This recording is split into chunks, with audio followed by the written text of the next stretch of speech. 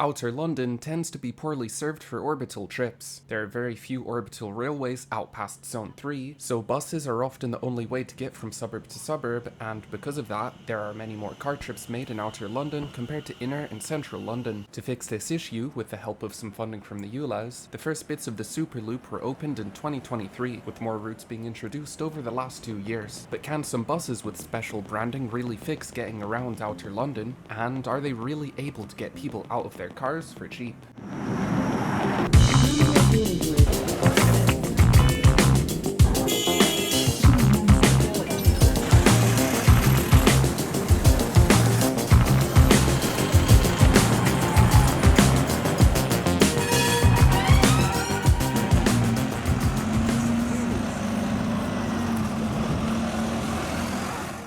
Right, so what does the Superloop network look like so far? As the name suggests, there are 7 routes that form the loop, numbered like the hours on a clock. Well, sort of. The radial routes took away a few numbers, yes, it's not all just a loop. But anyway, starting at Thamesmead in East London is SL3, which runs down to Bromley, SL5 takes over to Croydon, then SL7 to Heathrow, SL9 to Harrow, SL10 to North Finchley, SL1 to Walthamstow, and SL2 to North Woolwich, just across the river from Thamesmead.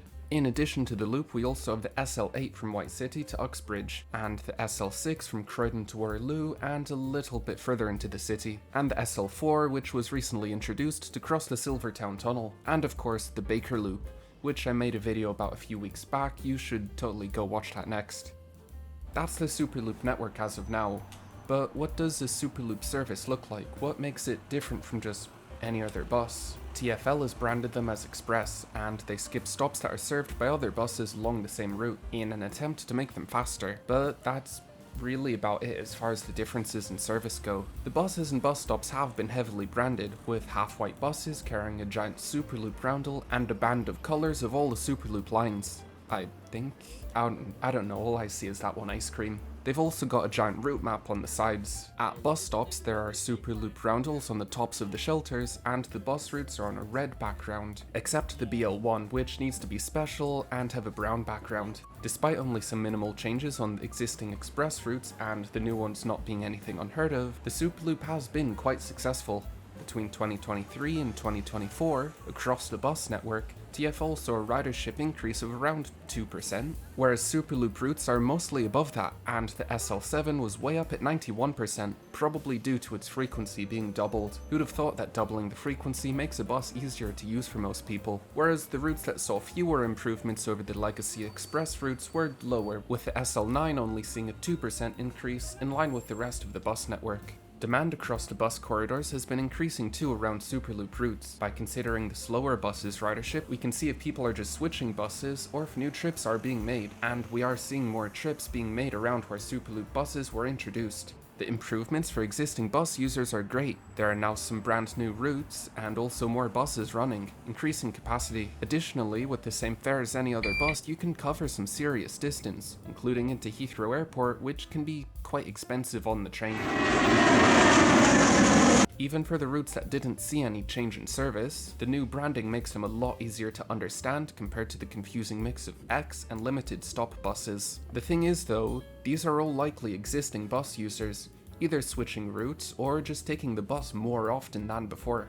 This is still a great thing. We've made it easier to get around and people are traveling more, going to the shops more, or visiting friends, or can access more jobs, and this is all great. The thing is, if we want to reduce the number of car trips in Outer London, the original aim of the Superloop, there's one big problem. That problem is that buses just aren't very fast. Buses across London have a target average speed of 9.3 miles per hour. The Superloop is generally a little faster, but with a large range of speeds.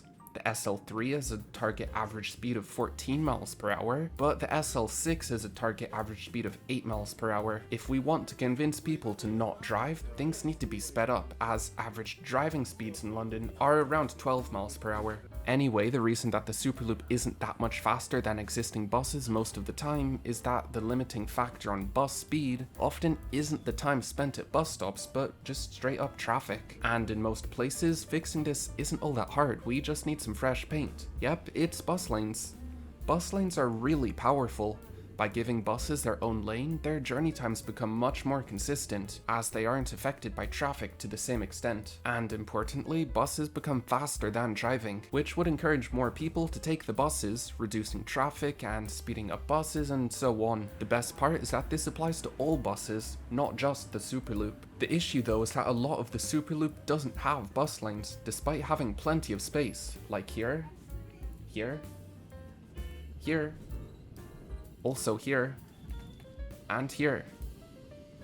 While there definitely are places where bus lanes just won't fit, like here, there is plenty of room for improvement, and Superloop or not, London just needs more bus lanes. As far as transport infrastructure goes, bus lanes are as cheap as it gets. It's really just a can of paint and someone to do the painting, maybe a sign here and there. While we're talking about bus lanes, let's make sure that they're done right. Bus lanes should be full time, otherwise they just aren't very effective and really confusing to understand. Like, who's deciphering this while driving by? There's two types of part-time bus lane really. The ones that become parking, and the ones that become another traffic lane, and both have their issues. The parking ones. Of course people are going to forget the time and leave their car in the bus lane, and it only takes one car to make the entire bus lane pretty much useless. No number of fines or tickets will fully prevent this from happening.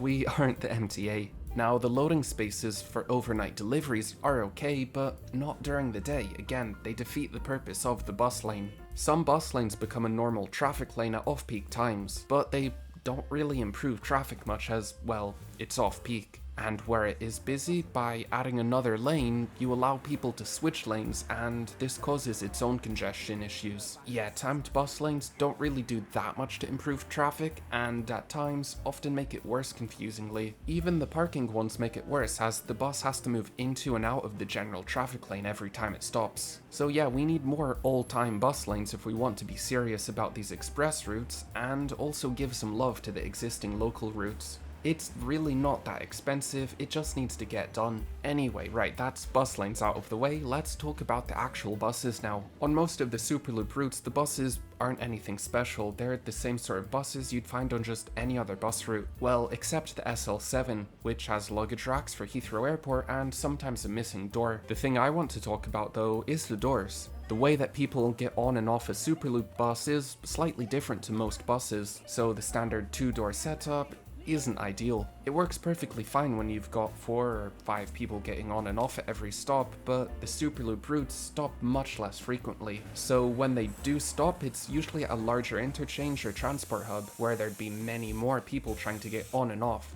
And this becomes problematic. When there are lots of people coming down the stairs to the back door, they block people from moving into the bus and upstairs, extending the dwell time and increasing overall journey times. Not great for an express bus. The solution to this is having a third door at the back. We do have buses like this, the Route Masters. Although they've a lot of their own problems, they might need their own video. Their 3-door, 2-staircase setup works really well though.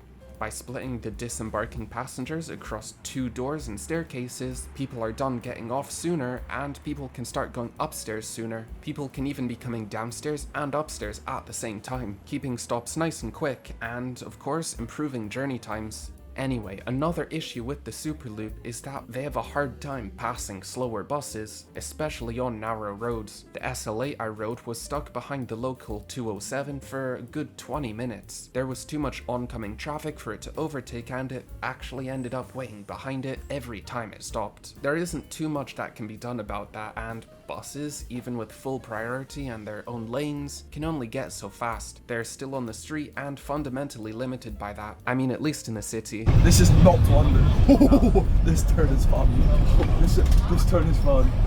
But there is something else we can do. In fact, something else that we have right here in London. Trams.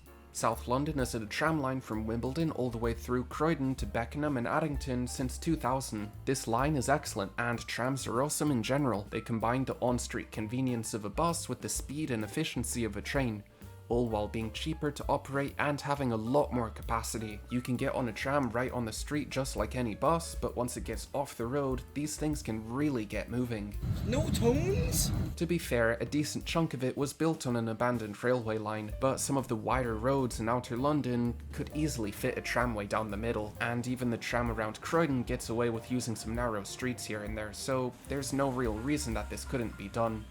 if we ever want to pay for things. Trams are the obvious evolution for the Superloop. A lot of cities have orbital trams towards the edge of the city, like Paris, which I don't have any footage of unfortunately, so here's the next best thing, a tram in Manchester. Might need to talk about those someday. Not gonna lie though, we could probably get away with branding the tram as part of the Superloop. It really does the exact same thing, but a lot better. Anyway, I don't think that we'll see trams anytime soon. Now, another quick thing to talk about, the SL6. This bus runs from West Croydon to Russell Square via Waterloo, but only with 12 northbound trips in the morning and 12 southbound trips in the evening, only on weekdays. So these buses we've bought and paid for sit around doing nothing for several hours in the middle of the day and all weekend. Like, just run some off-peak buses, even if it's infrequent. That way people won't try waiting for a bus that won't show up, or trying to take a bus in the off-peak direction that also won't show up. But yeah, that's my SL6 crash out on. The Superloop is a great start and has been great value for money,